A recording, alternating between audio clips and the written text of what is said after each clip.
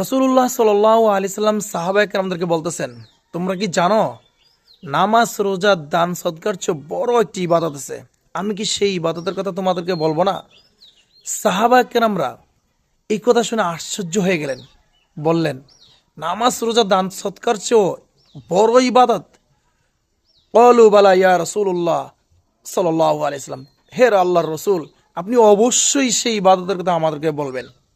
তো রসুল সাল্লাল্লাহু আলাইহি সাল্লাম বলতেছেন, ইসলাহুন জাতিল বাইন, দুইটা গ্রুপ যখন দ্বন্দ্ব লাগে, ঝগড়া লাগে, সেই দুইটা গ্রুপের মধ্যে যখন আপনি মীমাংসিত করে দেবেন, আপনি সেটা আপনার হস্তক্ষেপের মাধ্যমে আপনি সেটা যখন নিরসন করে দিবেন, সেই কাজটা হচ্ছে এটা।